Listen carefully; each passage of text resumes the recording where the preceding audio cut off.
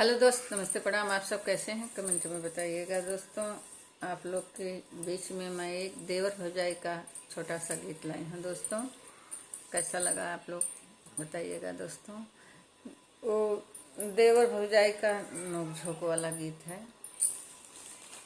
तो दोस्तों, आप लोग को सुनाओ।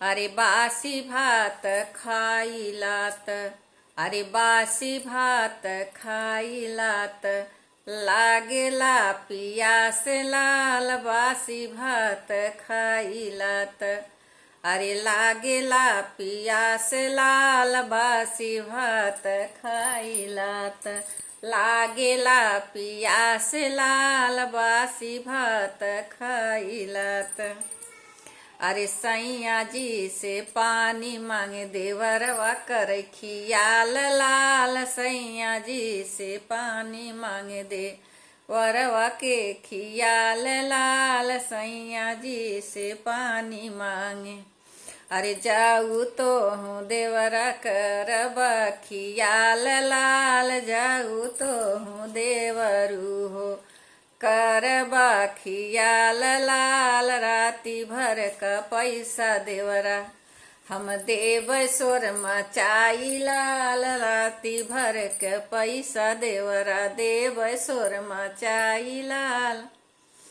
जगू तो हूँ देवरा करबा खियाल लाल। राती भर का पैसा देवरा देव सोर मचाई लाल। राती भर का पैसा देवरा देव सोर मचाई लाल। राती भर का पैसा देवरा, अरे जाऊ तो हूँ भौजी देबू पैसा सोर मचाई लाल। जाऊ तो हूँ भौजी देबू पैसा सोर मचाई लाल।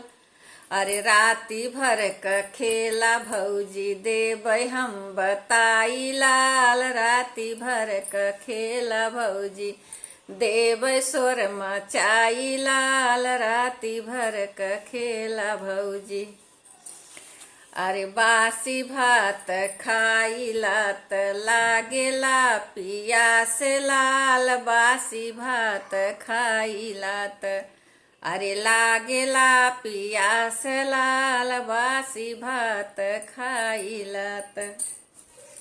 तो दोस्तों, यही छोटा सा एक देवर भौजाई का चुटकुला गीत था, आप लोग को बीच में मैंने सुनाई। आप लोग को कैसा लगा?